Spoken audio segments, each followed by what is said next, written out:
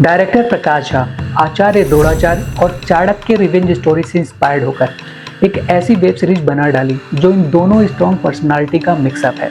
आज हम बात करने वाले हैं एक ऐसी वेब सीरीज की जिसमें राजनीति है, पावर गेम है, गुरु शिष्य का टकराव है और एक ऐसा रिवेंज है जो पूरी कहानी को 360 डिग्री रोटेट कर देता है। नमस्कार भारत, आप देख रहे हैं ऑडियंस ऑफ सिनेमा। आज हम नाना पाटेकर की वेब सीरीज संकल्प का कंप्लीट ब्रेकडाउन करेंगे और जानेंगे कि यह सीरीज वाकई में देखने लायक है या फालतू की हाइप है। So make sure video and तक देखें। संकल्प एक पॉलिटिकल ड्रामा सीरीज है जिसकी कहानी सिर्फ राजनीति के बारे में नहीं है, बल्कि यह कहानी है विचारधारा की, सत्ता की, गुरु और शिष्य के बीच के टकराव की और एक रिवेंज की। ठीक वैसा ही रिवेंज जैसे द्रोणाचार्य ने लिया था, आचार्य चाणक्य ने लिया था। इस सीरीज की सबसे खास बात यह है कि यह हमें दिखाती है कि कैसे एक आदर्शवादी सोच धीरे धीरे सत्ता की राजनीति में बदल जाती है और शायद यही चीज इस सीरीज को काफी इंटरेस्टिंग बना देती है। सबसे पहले बात करते हैं सीरीज की कहानी की। इस कहानी का मेन कैरेक्टर एक टीचर का है जो सिर्फ पढ़ाता नहीं है बल्कि अपने स्टूडेंट को सोचने की ताकत देता है। कहानी की शुरुआत होती है पटना के एक ऐसे गुरुकुल से जहां हर साल कई आईएएस और आईपीएस निकलते हैं, लेकिन इन सब का रिमोट कंट्रोल मास्टर साहब यानी कि नाना पाटेकर के हाथों में होता है। उनका एक ही उद्देश्य है, अपने स्टूडेंट्स को सिस्टम के हर फील्ड में टॉप पर बिठाना, जिससे वो पूरे सिस्टम को अपने हिसाब से चला सकें। लेकिन कहानी में ट्विस्ट तब आता है जब ये पॉलिटिकल ड्रामा रिवेंज का शेप लेने लगता है और मास्टर साहब का सबसे चहेता स्टूडेंट अपने ही गुरु के तौर तरीकों पर सवाल उठाने लगता है। एक तरफ है चाणक्य नीति और दूसरी तरफ है एथिक्स। इन दोनों के बीच की टकरार इस सीरीज की जान है। इस सीरीज के कैरेक्टर्स काफी इंटरेस्टिंग हैं। हर कैरेक्टर की अपनी सोच है, अपना एजेंडा है और अपनी कहानी है।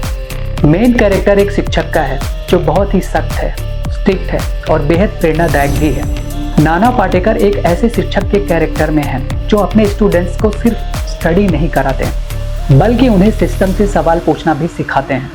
लेकिन जैसे जैसे कहानी आगे बढ़ने लगती है हमें यह समझ आने लगता है कि हर आदर्श के पीछे एक महत्वाकांक्षा छिपी हो सकती है और यही चीज इस कैरेक्टर और इस वेब सीरीज को बेहद कॉम्प्लिकेटेड और इंटरेस्टिंग बनाती है।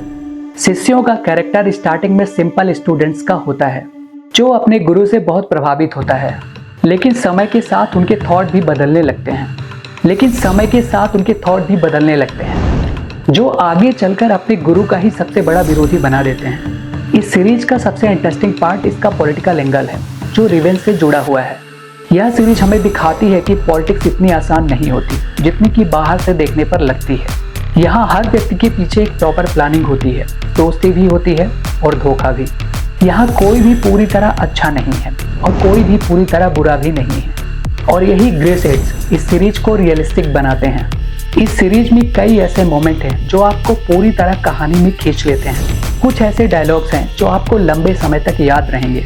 सीरीज का डायरेक्शन प्रकाश झा ने किया है जो कि अच्छा है। कई सीन्स रियल लगते हैं, खास तौर पर राजनीतिक माहौल वाले सीन्स।